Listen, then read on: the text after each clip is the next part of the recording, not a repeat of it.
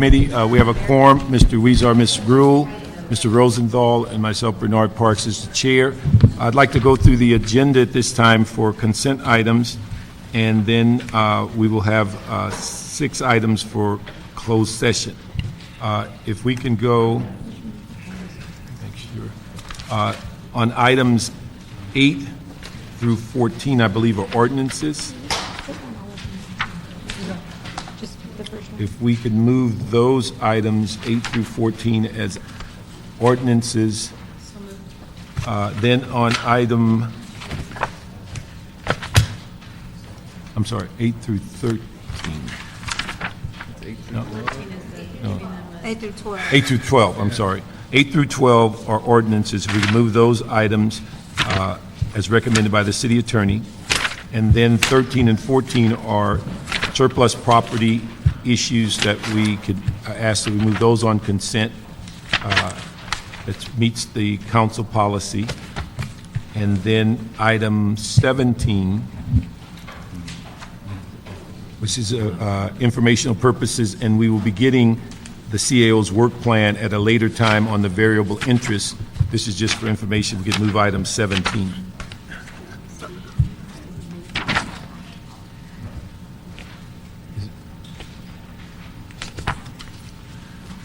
Okay, we got agreement on those? Yep. Okay.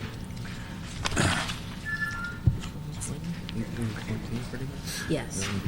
Okay. So we have that for the Yeah, clerk. those 8 are, through 12 are ordinances. Those are regular. 15. 13, 14 are surplus property, and 17. On 17, if we could just ask, in addition to that report, it's to ask the CAO to provide information to the clerk as to additional background as relates to this process of letters of credit and the issue of that influences these refunds, and also ask that we get any additional information of any of our losses of revenue over the past several months due to the bond market. So we can ask those 2 questions to be added to the committee report. So we can move those items. Also, we have a request from the city attorney to remove item 1 on closed session until a future date. So we will be handling items 2, 3, 4, 5, and 6 in closed session, and then back for the regular agenda when we get back.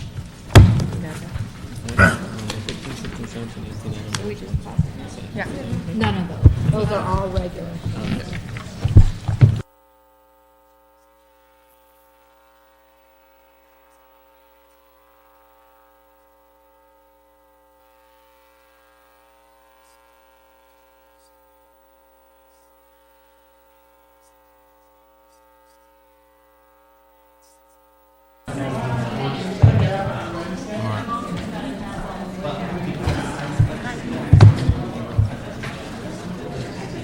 Good afternoon. We're going to reconvene the regular meeting of the Budget and Finance Committee. We've addressed items 2 through 6 in closed session. I'd just like to ask that we, on items 5, that deals with our litigation accounts, and number 6, that deals with outside counsel, that we ask for a report back to this committee to advise us on the status of our previous concerns that deals with FSLA, workers' comp, and addressing whether the CAO, the CLA has come to a conclusion as to the allocation of resources as it relates to inside attorneys versus going outside as far as those services. And this was an issue that was discussed during our budget hearings that we need to find out what the final result of their analysis. Okay, next item is number 7, which is the CAO report relative to the feasibility of establishing enterprise funds for certain departments. We have someone from CAO here to talk to that. Jody Oxheimer with the CAO. The council had requested the CAO to report on the feasibility of establishing enterprise funds for Department of Recreation and Parks golf operations, Fire Department, Fire Life Safety Plan Check, Planning Department and Bureau of Engineering inspection fees. The bottom line is that we don't recommend establishment of any enterprise funds at this time. Enterprise funds are fairly narrowly and technically defined by generally accepted accounting principles, and creating true enterprise funds is fairly restrictive.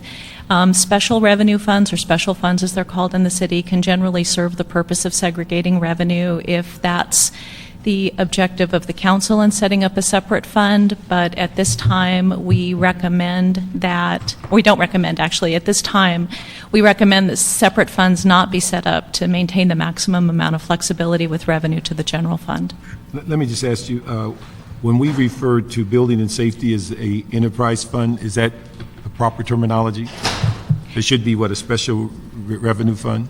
I believe so, but I would defer to the controller on the technical name of the fund. Because that's what I think when we use that term, what we're referencing is what building and safety put together. I believe you're correct, that it's not a true enterprise fund. Let me ask, do you know the cost of the current RFP to do the planning department study?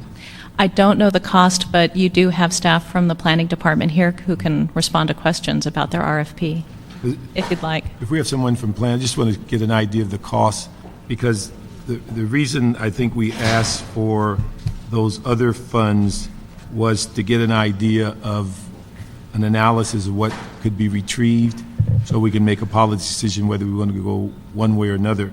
And I was just concerned when I read this report that without that analysis, we kind of put it out by saying we don't recommend it because it'd be significant increase, but we don't know what that significant increase would be, and whether the council would consider either approaching that fee or what that increase. So without a study, it just seems like we have an answer, but not one that we were, the depth we were asking for. I'm not sure I completely follow your question, but because planning has undertaken a study of its fees, we did want to make note of the fact that they've released an RFP and are conducting a study of their fees.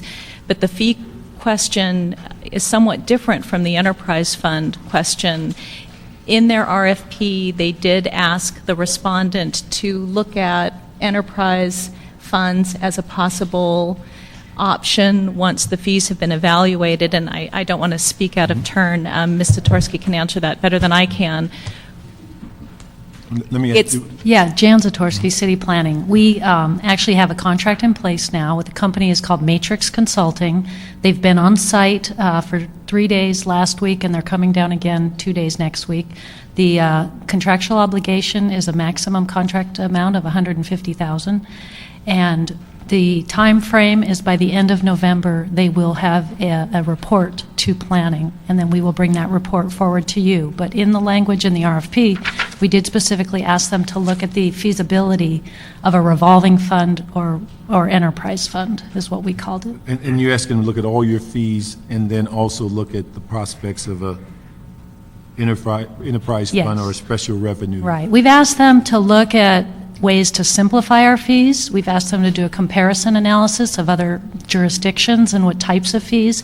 We've asked them to look for fees that we could potentially, like surcharges, charge above and beyond that aren't direct fees, but fees that could help possibly pay for community plans or a portion thereof of things that aren't normally currently in our fees. Some cities do that. They'll have a surcharge fund to fund ongoing community plans. So they're going to look at that whole gamut of ideas. Let me ask the CEO, because in my mind, that's kind of what I thought we were, maybe we didn't articulate it as well, but those are the kind of things for Rec and Park, Fire Department, and Bureau of Engineering. Would that type of study be beneficial for those three departments, for us to get some better idea as it relates to fees? Because we've always had a discomfort level on fees in the fact that we ask departments annually, they give us figures, we often adopt them without any real sense that whether they fit in the larger scope of whether we're told they're full cost recovery. But what we were trying to get to is whether what planning is doing, would it be beneficial for these other departments to have a similar study? I believe that Rec and Parks has prepared a fairly comprehensive study for golf fees.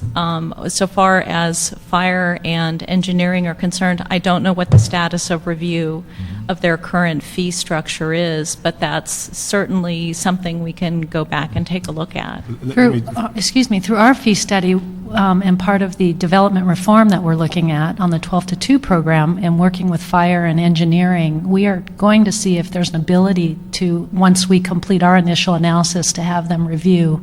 Again, I don't know how comprehensive it'll be, but to look at their fees and how they relate to the planning process.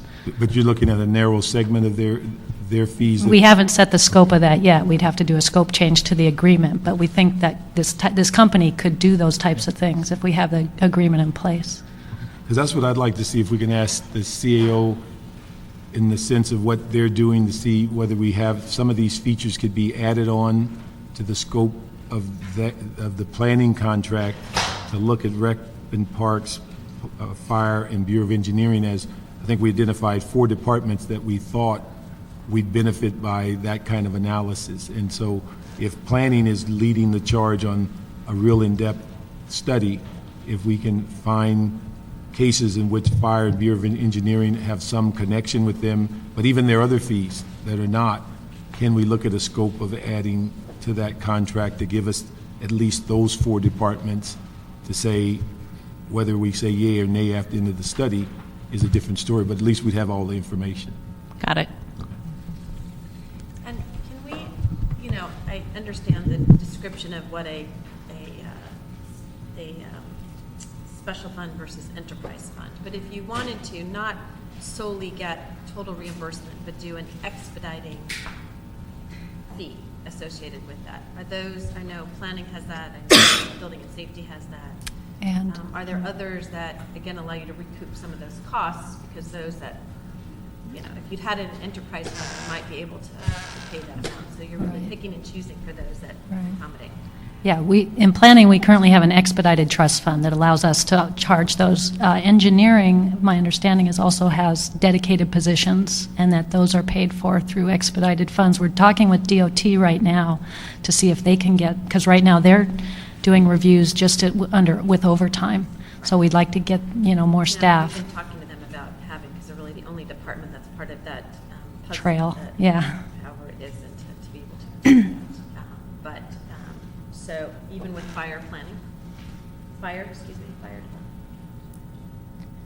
Yeah, Fire has indicated, I think, that they don't need a dedicated person to do it, that they have staff, or that they get paid, they get reimbursed through the expedited trust fund.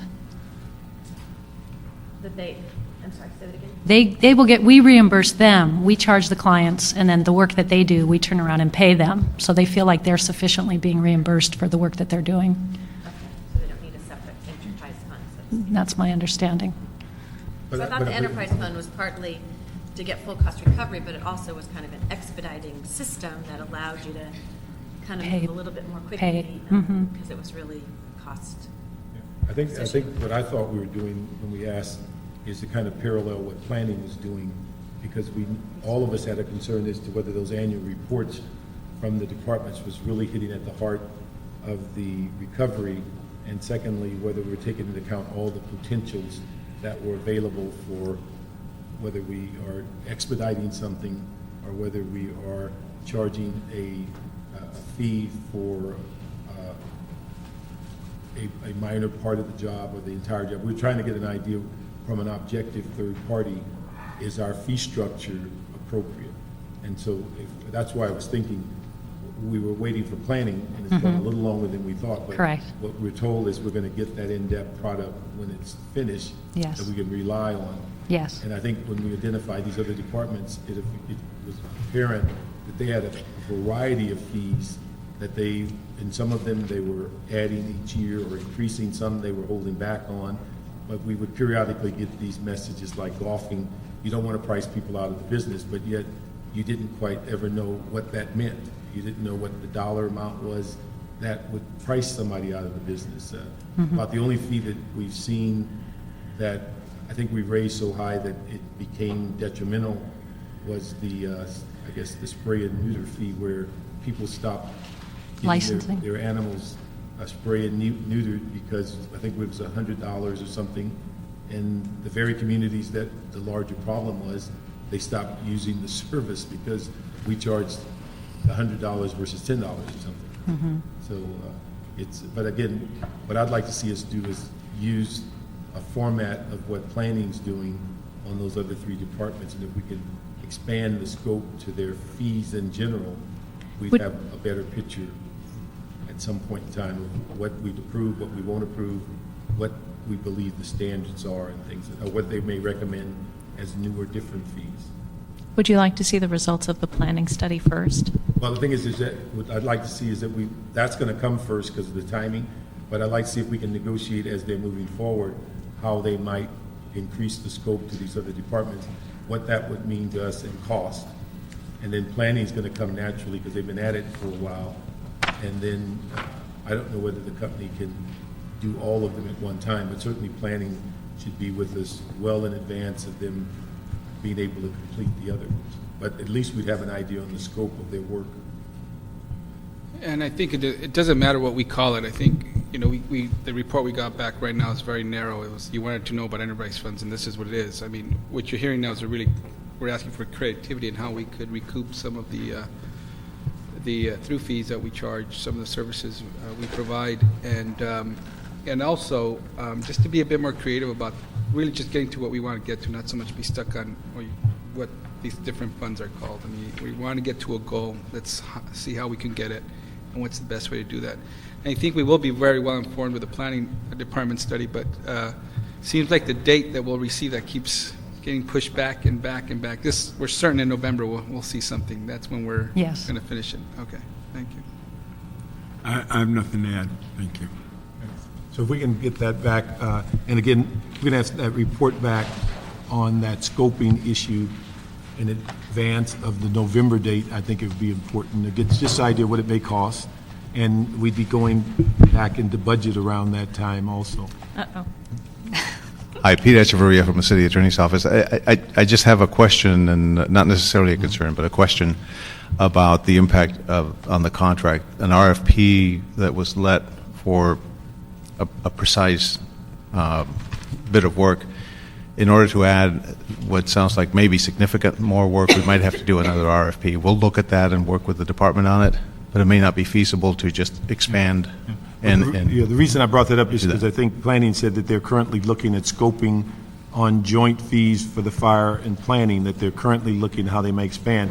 We'd just like to have a dollar figure of what, if we have to go out for a new RFP, what that Right. might be before we say go forward. Okay. Or whether we can join on to an existing RFP and what that costs. Oh, We're just okay. looking I for- misunderstood. I thought the question was much broader than that. The We're request just for the looking for report some back. options of what could give us back the information. It would be wonderful if the current vendor could expand their RFP and do a similar study for these other three departments that they're doing for planning. I don't know if that's feasible or not. Yeah, we can look at it. We can look at that. That'll help. Great. Thank you. Okay, we'll move that item with those directions and get a report back on those issues of scoping and dealing with the other three departments. And if we can get that back before the November date for the planning study, I think would give us a better handle on what we're doing as we go into the next budget. Next item. Okay, next is item number 15.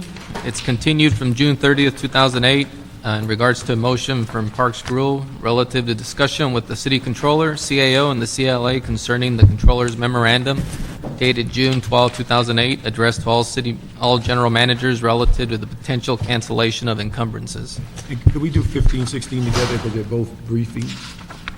Sounds good. So, item number 16 is continued from June 30th, 2008. The CAO report relative to the governor's 2008-09 May revised to the proposed 2008-09 state budget and potential city impacts. And item 17 is a CAO report relative. What was that? We already did that. 15, Yeah, 16. that's not right. Sorry about that. It's 15, 16. 15, Just 15 and 16. Good afternoon. Hi there. I'm Bill Lamb from the Controller. As of this point, we're down $27 million in revenue. We will not know the impact for a little bit yet. We received reversion worksheets from the departments on Thursday and Friday of last week. We're going through those now and working with the departments to make corrections where necessary. Our goal is to know by next Monday as to whether or not we're going to have to cancel encumbrances to balance the budget and have a number, the impact on the budget for you in 2 weeks from today. So you're saying 27 is what number you've kind of, 27 million down in revenue at this point.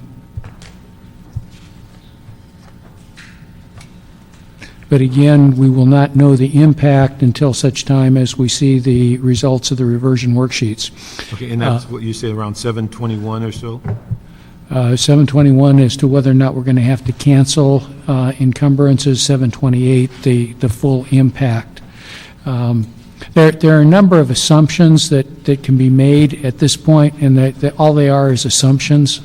The real one is, did departments expend up to their appropriation authority? If departments did not spend up to their appropriation authority, then there may not be a problem as far as the end of the budget being unbalanced. It just may be the impact on the reducing reversions to the reserve fund for last year.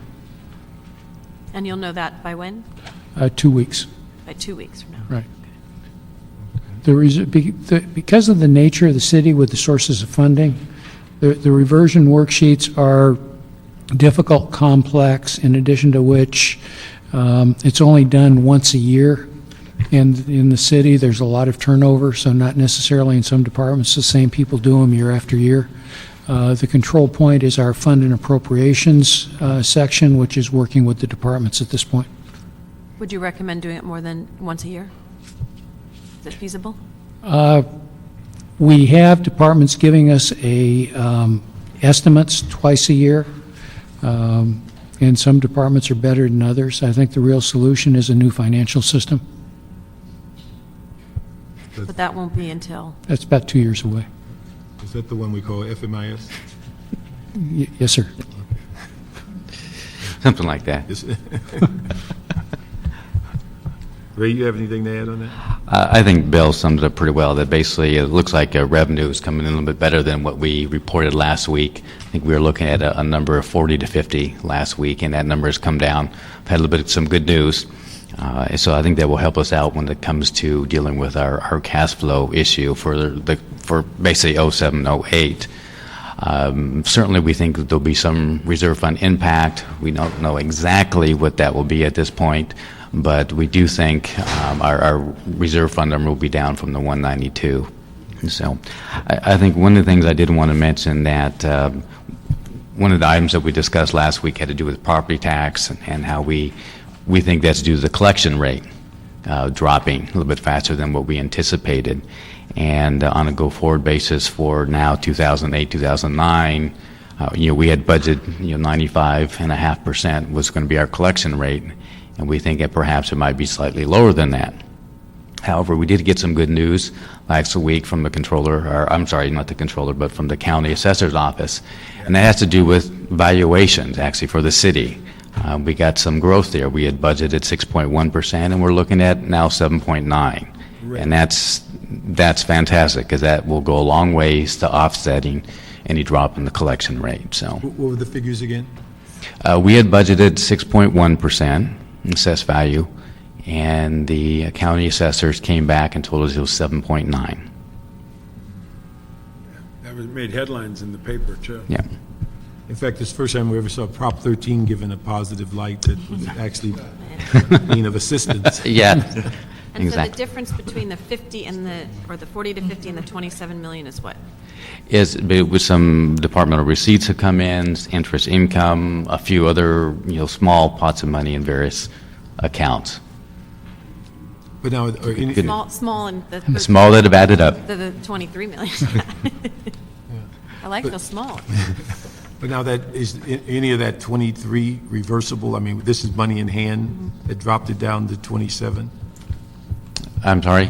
the money, the revenue that came in, that's not reversible. That's money in hand? It's, yes. Okay, so that dropped it from the 50 to the 27.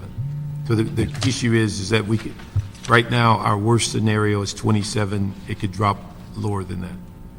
I don't think it'll drop too much lower than that. I think we're getting pretty near final. Is there something that can bump that up that is in the equation?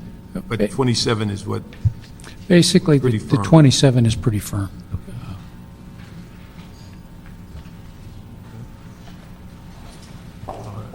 and then any new issues on item 16 with the governor's budget? David Luther from the CEO's office. I can give you just a brief update since we last spoke about this on June 30th. The state legislature's budget conference committee approved a version of the budget that includes about $8 billion in new taxes. They essentially backed out the governor's plan to borrow $5 billion based on future lottery earnings. It is unlikely that this version will get the two-thirds vote needed for passage. Republicans believe the state needs to cut spending. At this time, Senate and Assembly leaders are negotiating a budget with the governor that they hope will pass the two-third vote threshold. This negotiation could last several weeks. There is considerable pressure to adopt the budget by August. The state controller issued a warning regarding cash flow. The state expended $4 billion over general fund receipts in the fiscal year that just ended. And this is in addition to the $3.3 billion the state had borrowed earlier in the fiscal year. Without a spending plan in place, the state will run out of cash shortly and will be forced to borrow funds with increased costs to cover its bills. The mayor's office is actively working with the League of California Cities and representatives of the state legislature and governor's office to protect our local revenues. Specific items that they are tracking include a reduction of state COPS funding, potential borrowing of Proposition 42 funds, borrowing of local property tax revenue, which is protected under Proposition 1A, a potential shift of local redevelopment taxes to schools, and potential borrowing of gas tax funds. And we will continue to monitor the status of the state budget and report back next week if this item is continued on next week's agenda. No. Okay, we'll just hold these two items for next week's agenda. Thank you very much. You'll have a better sense of the state budget, hopefully, then, right? Because the politics suggest that we'll come to a budget before the end of the month. It's gone as late as September in some years, but there is very intense pressure to have an adopted budget by August. Just because. And then obviously we get a good look at that and see how that impacts us.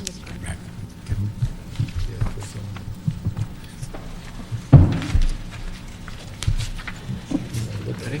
Yep. Cover, no, Uh, no, ne- no, I know, I understand, yeah, the special. It's about 20 pages long. I didn't even- Is it really? Yeah. Or not.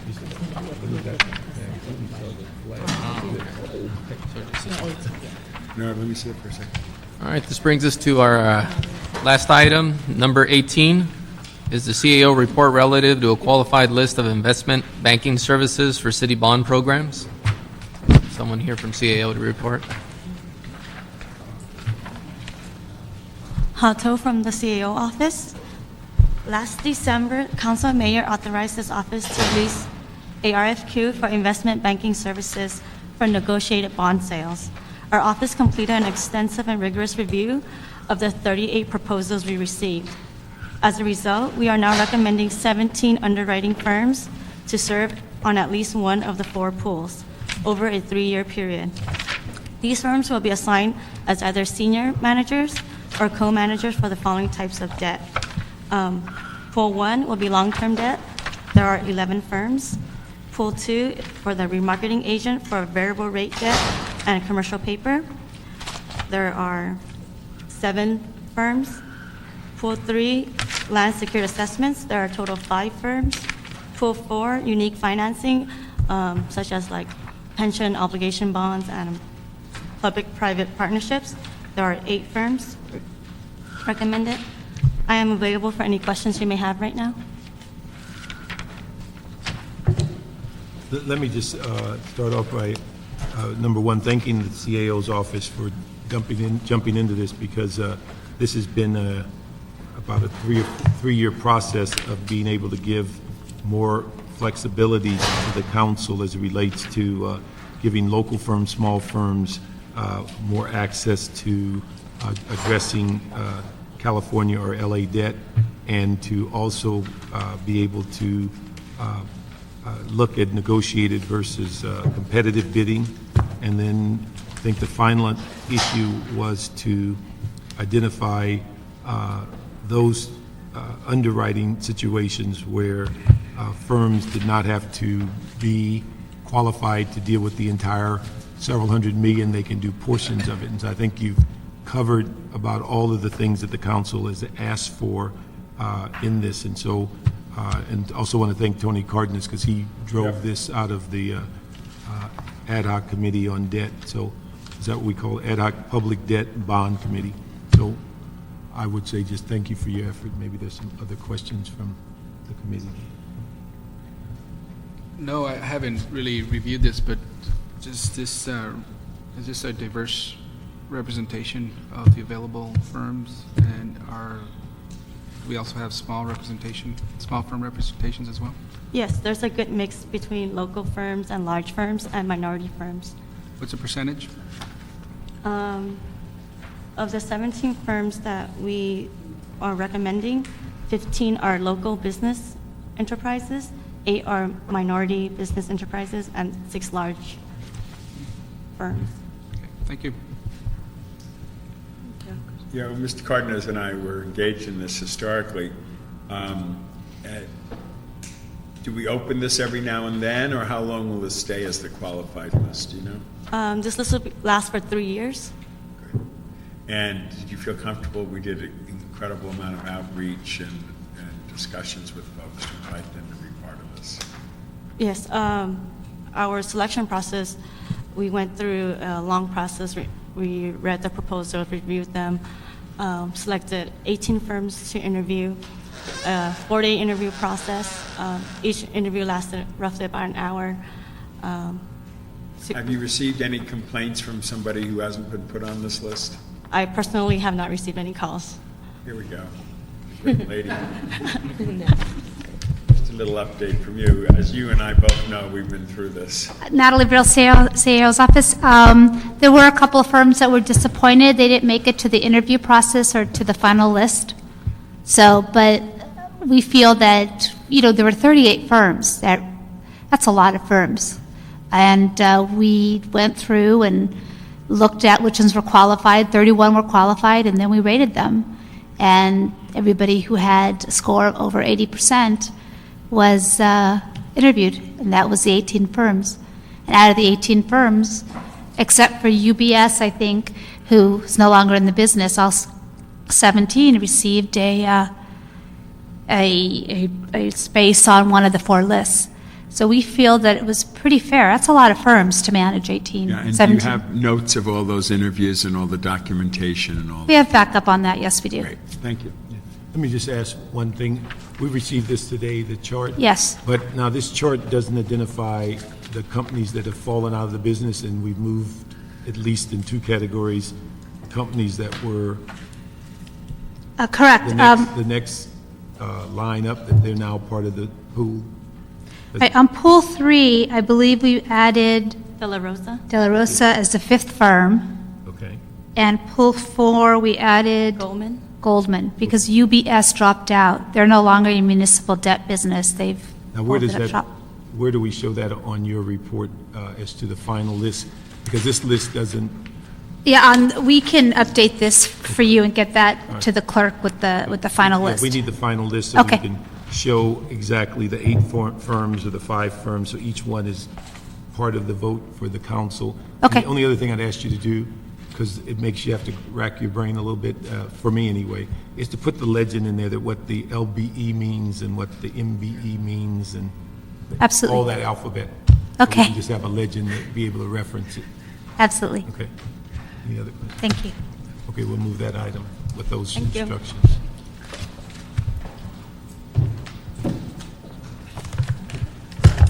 Yeah, that's it. Great. No cards from the public, and so we're adjourned.